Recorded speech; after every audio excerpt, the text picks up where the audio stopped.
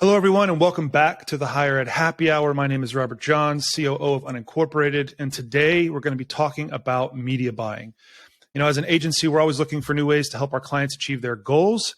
And this year, we've been able to bring on a new partner in iHeart Digital. Let me start over because I wanted to get this clear before I say iHeart. I've seen it, iHeart Digital Solutions and other variations. Which one is the most appropriate? I mean, really, it would be iHeart Media. Okay. So I would say it's iHeart Media, and you could say specifically their portfolio of iHeart Digital Solutions. Got it. And I have the next line there was Ryan Lieberman, who is a senior vice president. Is that still true? Okay. Yes. Cool. So I'm going to go through real quickly and just change all these to media so I don't make the wrong reference.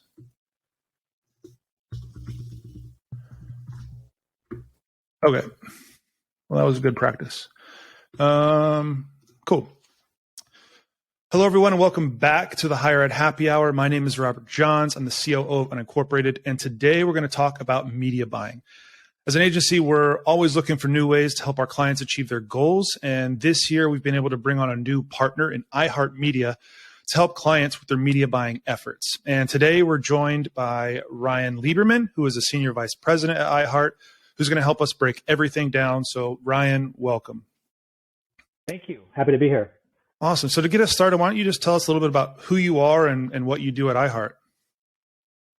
Yeah, so as you mentioned, I'm one of the senior vice presidents of sales here for the company. I'm actually based here in Southern California, but we help people all over the country.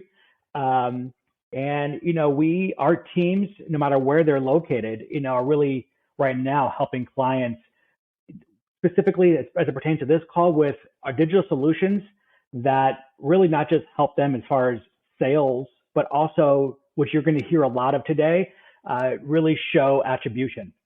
Awesome. And admittedly, before, you know, a couple months ago, what I knew of iHeart was the radio station, the concerts, stuff like that. So what is iHeart Digital Solutions and how is that different from some of the other things that iHeart does? Yeah, I mean, I round up to nearly 900 radio stations across the country are still, you know, really is the pride and joy of iHeart. It's really what the foundation of what we are. Our now marquee tentpole live events are a big part of that. And some of these digital solutions really play a big role into those live events, right? From the Jingle Ball that's coming up right now to the iHeart Music Awards, Music Festival, the Country Music Festival, Fiesta Latina that we've added on. They are substantial, but we have invested deeply into iHeart Digital Solutions, you know, based upon which we'll talk about just our iHeart app, which is a monster and a beast within itself. And then now moving into kind of like more of the sexy tactics like OTT and podcasting. That's awesome. You know this a little bit, but we're a higher education agency, and we're starting to recognize that it's becoming increasingly difficult to cut through the noise and reach an ideal prospective student. And it seems like more and more schools are competing for, you know, a smaller and smaller pool of these students, these prospects, which can make marketing very, very difficult and expensive and ultimately not very effective.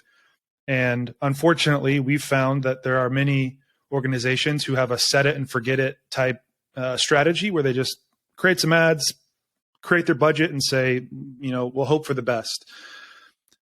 From what I understand, iHeart's very different in that approach. Not only do they have an extensive network with a bunch of different tactics and tools available to them, but there's also a lot of strategy that goes into that. So I'm just curious how you've helped higher education institutions in the past and what solutions they're using. Yeah, I mean, we definitely have a long, you know, portfolio and case studies of working with higher education, and not just working with them, but, you know, actually proving and showing results. I think kind of getting what you're into is that I'll kind of break it down a little bit, which is one thing, and you're probably aware of this as well, that we find our partners are looking to do and want to do is to actually work and partner with fewer vendors, right? so that somebody that can really work with them in all facets of this. That being said, one of the things that really sets iHeart apart is that we have literally expert subject matters for each individual digital tactic. So whether that's our social team, whether that's our SEM team, podcast, OTT, so on and so forth. And I think that is a significant thing to think about, because that's what I think about is the true muscle of iHeartMedia, right? It's not just me, it's the invisible people behind me. They're actually really doing the work on behalf of our clients. And that is significant. And I think the biggest thing is, our iHeart Radio app, as I mentioned to you, is a monster, right? So at this point now, it keeps evolving. Talk about 170 million users, right? So through there, we get first-party data. Not to say we don't use third-party as well, but really, for the most part, other vendors are not doing that at all. We have access to first-party vendor data that we then share with our clients and partners, which is substantial. And the other thing is what we've seen is the attribution and measurement, right? So when you talk about, say, the set it and forget it, right? It's like, how do we know what's working? Not just from a click-through rate, but even getting deeper into what we want to make sure that we're delivering on those KPIs that are most important to the client. And that is the most important. We hit that right at the very beginning, to make sure that to know those KPIs and to set up the reporting and measurement to make sure we're delivering on those. Our dashboards and our attribution we're fully transparent. Everything's in real time that we can either share with you and or give access to you as well. And we just think that's very important. And if I go even a little bit step further, because some people say, well, how do we measure things from an audio standpoint, right? So audio meaning audio streaming via the iHeart app, or audio from the podcast network that we have, which happens to be the #1 network absolutely in the country. Yeah. Well, we are able to actually show attribution for when we deliver an ad to somebody, an audio ad via those two tactics. We can then measure if the person who listened to the ad then went to somebody's website, went to the point of purchase. There's we don't have to get too much in the weeds in it, but we are able to show those types of measurement and attribution. Yeah, two things that stood out to me there. The first party data, with everything going on in Facebook and iOS 14, like all the changes that happened there, I imagine first party data is becoming even more and more critical and important to a sound digital strategy. So that's awesome to hear. So we talk about media buying, we talk about higher ed. Higher ed seems to be a bit of a slow moving industry, if you will. I don't want to generalize, but many of them are the same as they've kind of been for a while. However, the internet, digital solutions, apps, tools change what feels like every week. There's a new social media platform. There's a new podcast. There's a new widget or app. I'm just curious, how does iHeart keep up? Like, what is iHeart doing to adapt to the new way things are being done? Yeah, so I mean, you're right. I mean, that's I think just a couple of weeks ago we brought in another social development into our portfolio. So it's absolutely a thing that's always evolving. I think, to me, the most important thing is, especially in higher education, when we talk to our partners, right? And love to hear your feedback, but it sounds like, there's across the board that the struggle is that admissions are down, right? And how do we combat that? Because a lot of the schools are doing, whether it's on their own social media, they're curating their own social media, or they're using somebody else for paid social media. They may be doing some quote unquote traditional digital tactics. And so it is about what can we do to really stand out. And some of that is being a little bit more focused. What we do is we're trying to be a little more focused on who exactly it is that we're trying to reach, okay, where you want to reach them. So meaning geographically, right? And from a geographic standpoint, do we want to focus on a certain demographic? Do we want to focus on certain specific areas, meaning high schools or, community colleges, things like that. That is absolutely, that's there. But one thing that stands out that iHeart really has at our disposal, I mean, in dozens and dozens, are influencers. Mm. And those influencers absolutely parlay into the digital role, right? So let's start kind of like right in our backyard, anybody's backyard. So any higher education's backyard, there's going to be a local influencer at their disposal. Especially that can be used as part of the, no question, right? So I mean by a local influencer would mean, who were the original influencers? The original influencers were radio DJs.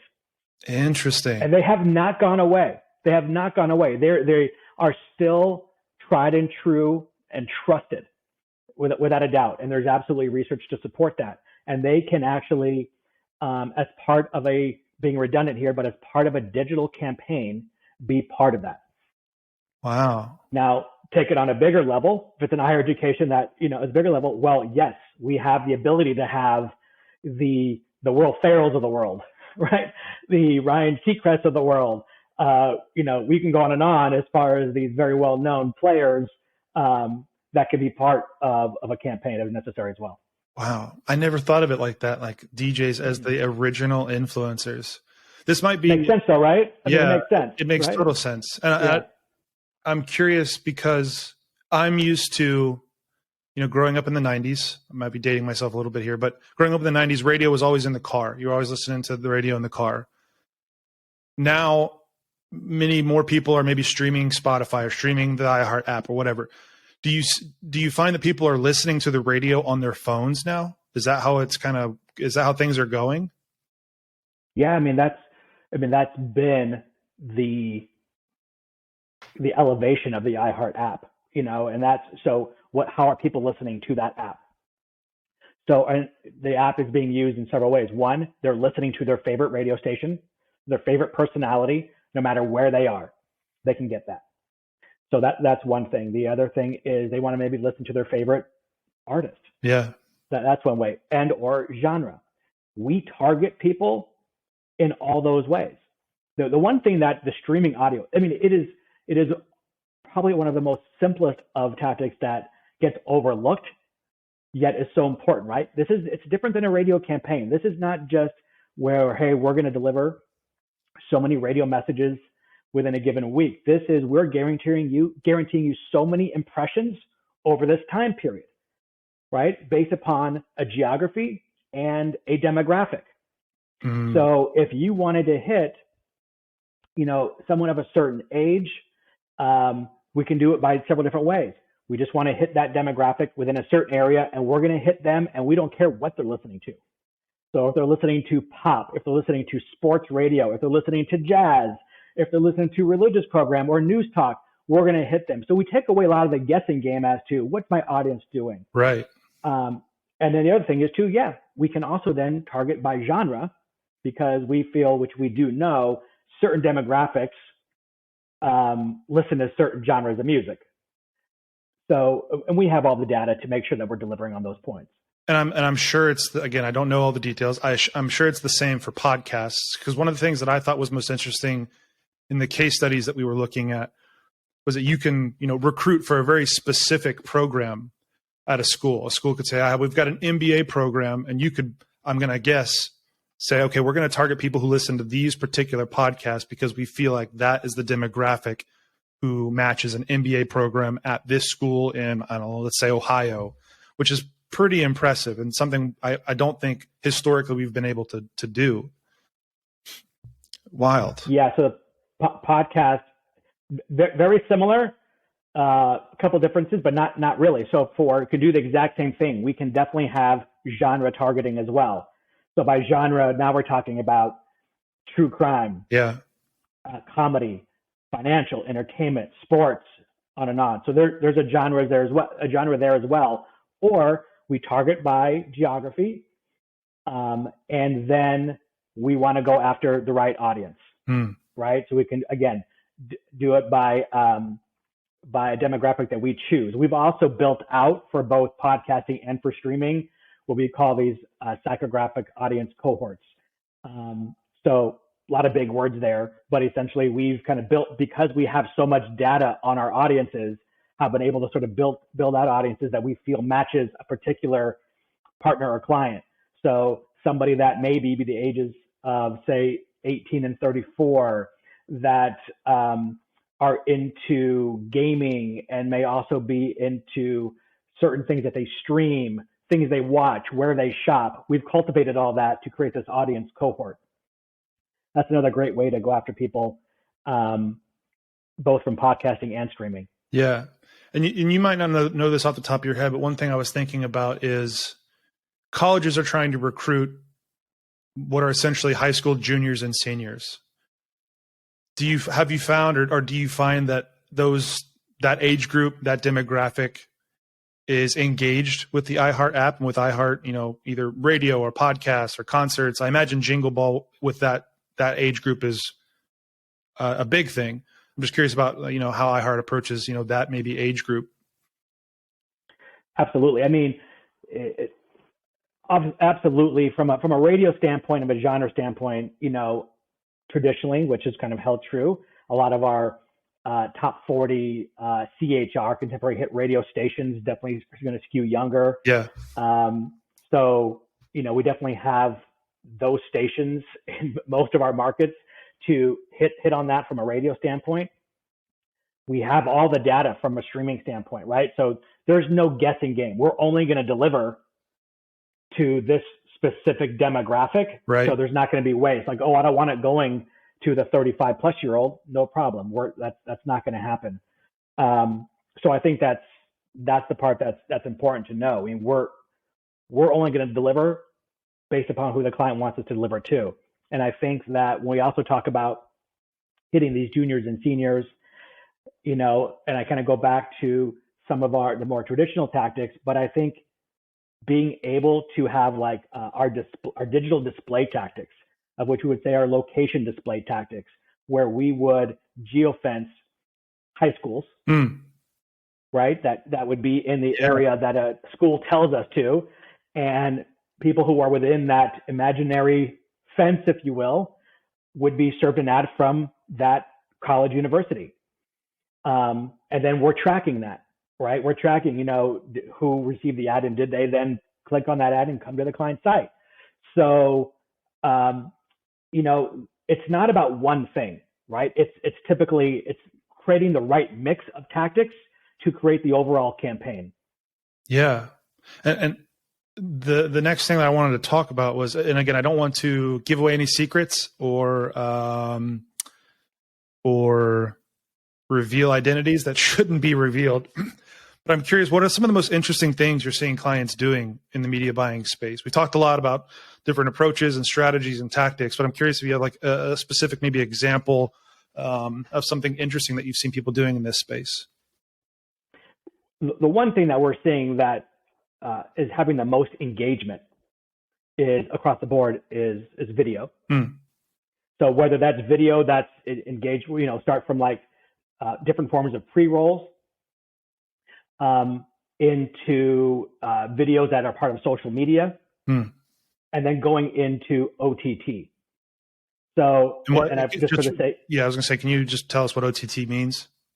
Yeah. So let's just say from the layman's terms, OTT is basically we're serving streaming video to anybody who has cut the cord, right? So if you have a smart TV at home and you now are watching through a publisher like, say, Sling and the Fire Stick and things like that, the commercials you receive are considered OTT. That acronym, don't love the acronym, but it means over the top. So that means you no longer have cable, right? That you are now just streaming video. And the beautiful thing about that is, once again, we are able to target people right to the zip code, right to a zip code, and by, again, demographics and behaviors within that household. And so when you think about OTT is, the average OTT home has about 7 devices, because you have, of course, your big device, like the big TV that everybody is watching TV at home, right? Maybe 2 of them. And then you have your desktop, Yep. right? You've got a tablet, and of course you even have your mobile device, because if you have a subscription to some of those, you may be watching it that way as well. Right. So we can determine on a percentage basis. We have different programs determining, how much we want to deliver on the big TV, the big screen, and then to the other devices, because they're all valuable. We want to make sure that we're hitting on all those based upon how people are viewing OTT. Yeah. What about wearables? I was thinking about, like, you mentioned devices. I didn't even think about, like, the Apple Watch. Is there like a iHeart app for the Apple Watch, or like the Google smartwatches? I mean, if they can download that, I don't have an actual Apple Watch. Neither do I. I'm trying not to. I just don't want to be distracted. Exactly. More than I already am. But everyone else I know has them. So I don't know that for sure. I mean, if it's part of the store, I would imagine. That's crazy. So you can always on, like literally always on, if they're wearing their watch. Well, when you think about it from a streaming perspective, let's talk about the Apple Watch. So from a streaming perspective, let's just say if you're doing a workout, or you're just on a walk, or you're doing some things within the house or the yard, you have the ability to stream, your station, what have you, and or stream the podcast you want to listen to. So, I would say the amount of actual podcast listening at home is actually the highest. Yeah. Which was actually a little bit, initially when I saw it, a little bit surprising, because you think it's, I'm just going to do it when I'm in the car and this and that. But it's high. I mean, let's think about it. Podcasts, I know we're talking about OTT, but podcasts just a few years ago was literally nearly a $0 revenue generating, silo. Yeah. It is now hundreds of millions of dollars a year, and there's a reason for that. It doesn't keep building that way if it doesn't work. That's crazy. I was just thinking about that the other day, how quickly it seemed like podcasts were new and exciting, and then they kind of went away for what felt like forever. And now all of a sudden, again, I don't know if it was maybe pandemic, people are at home looking for something to do. Podcast feels like the past couple of years have just really popped and taken off, which is really, really cool. We've talked, a lot about different approaches and different things that iHeart can do. I'm curious. There's a lot of things that probably other, maybe, I don't know, companies or whatever could maybe potentially claim: podcast advertising or social media advertising. If you had to maybe just zone in on one thing that like sets iHeart apart from the rest, what would that thing be? As part of our digital portfolio? Yeah. Yeah. Well, first and foremost, as I mentioned before, it's the first party data. Right. Right. It's, and I think when we talk about that first party data from our streaming device, we seem to forget it's free. It's a free app. Okay. So you initially may say, okay, big deal. Well, I can download a lot of things for free. Well, it's free. But when we think about the other streaming scenarios that are out there, the majority of them, a high majority of them, are subscription-based users. Totally. Which means that they're not ad-enabled, right? We are 100% ad-enabled. So it seems like it may not be like this huge, wow factor, but that is significant. Yeah. So we're not trying to say, oh, here's this, but 50%, 70% will not be heard. It's 100%. So that's something that's significant. I think a lot of things with digital impressions, there's a lot of digital companies out there. There's a lot of media companies that are out there. And I think if I could get potentially a little bit cheesy about this as an analogy. Do it. So I apologize for the cheese, but it's digital impressions are kind of like buying groceries, right? So anybody can go and buy the impressions from the same kind of store. I think it's about, are you using the highest grade of ingredients? That's really what it comes down to. Are you using the best ingredients? Are you getting the best impressions, the best data? Yeah. In this case. And I think that's because everybody wants to believe that they're a chef. And I think that's why we have really gone deep into, as I mentioned earlier, to bring on these experts, as opposed to just one person who may be a jack of all trades, master of none. Yeah. Which is kind of like what I like to call myself, right? As a jack of all trades, master of none. And I'm not the expert. We have them. And I think that's really the biggest difference. Yeah. And one thing I've appreciated is the dashboard experience and the reporting experience, which feels robust, I will say, unlike maybe other potential solutions where, you might get a few, what I like to talk about in not a positive way, but is vanity metrics. People like to talk about clicks or impressions, and those things can be good, but in many ways they're vanity metrics. Did it translate to anything of value? And so I think that's another way that that iHeart stands apart, is their ability to report and give, as you mentioned earlier, full transparency on the data. I don't know if maybe there's more to say on that, but I really appreciate that from what you're offering. Yeah, we like to say we give people, the access to all the dashboards. They can see it in real time, and it's a cool thing, and we do that. It's absolutely true. I think the reality is, 5-7% of our partners actually take full use of it, and the reality is a lot of people, they have a job to do. They're running a business. Totally understand that. That's why it's part of our job to make sure that we're delivering those results and showing you a way in a very consistent manner that can be read in an efficient way and to be shared. And in nearly 25 years of this business, I've seen a lot of different types of dashboards and see how they've evolved. I think iHeart's are the best I have seen to date. And part of that is not just saying, okay, here are the impressions, here's your click-through rate. From your OTT standpoint, here how those results are measured and things like that. But one, I love seeing our heat map.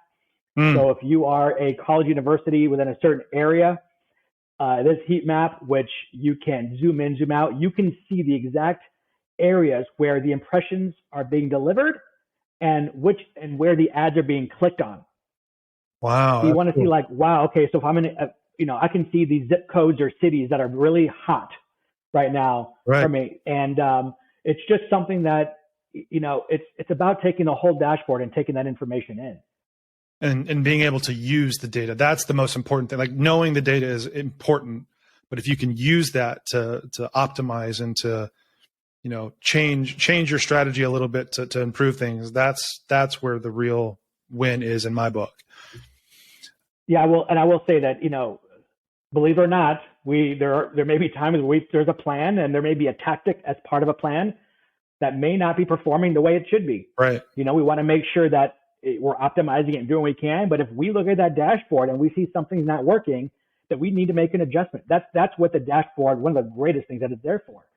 So we either have to fix that and remove it. Look what's performing very, very well. Yep. Hey, we need to maybe add something here. This is really doing well for us. So it's also about that, not just about, okay, here are the numbers. Yeah. I feel like you made a really good pitch. We've been talking about 20, 25 minutes or so of why somebody should do media buying and in particular do media buying with iHeart. But one thing we often hear from clients, and maybe not specifically hear this, but we just kind of get the sense that marketing dollars are tight. Everyone's budget's getting smaller, and they might be hesitant or a little scared to spend their, precious marketing budget on media buying. They'd rather do content or, other things like that. So I'm curious if you had to make a pitch to somebody who says, I've got very limited money, but I want to try media buying, or I'm a little scared. Can you help me take the leap of faith, if you will? What would you say to that person? Yeah, I mean, and believe it or not, we actually do say no sometimes, because in certain scenarios, if the right budget isn't there for certain tactics that we know it's going to take to make things happen, then we have to say no. And there's in some cases, can we start off small and do a test? Absolutely. But if there's not enough there to really be able to generate enough traffic for somebody, then we have to say no. So one thing is proven. So the one thing we have as well is we have a plethora of case studies, especially in higher education, of digital campaigns that have worked with different tactics and how they have worked, whether that be for an open house, whether that be for overall admissions window that somebody was working on. So we have those that we're happy to share as well. And it's also proven is that the return on the investment for every dollar spent for certain digital tactics are also proven as well when done correctly. And iHeart, we don't have, we don't sit here and have these contracts, and we don't have these different terms. It's why the reporting and those dashboards are so important. Right. And as we move along, if we're finding like we're not doing our job, then we can shake hands and say goodbye. But we are willing to put, our best tactics and provide our best experts for your clients, to put the campaign as our number one priority. Man, that's awesome. That's great to hear. I don't think I even knew that. So that's really awesome. Ryan, thanks a lot for joining us today. It's been a fun conversation, and I know we're into the holiday season, and it's going to be maybe a little bit slower here, but I'm looking forward to what's next year, 2023. I feel like it's going to be an exciting year. So thanks again for your time.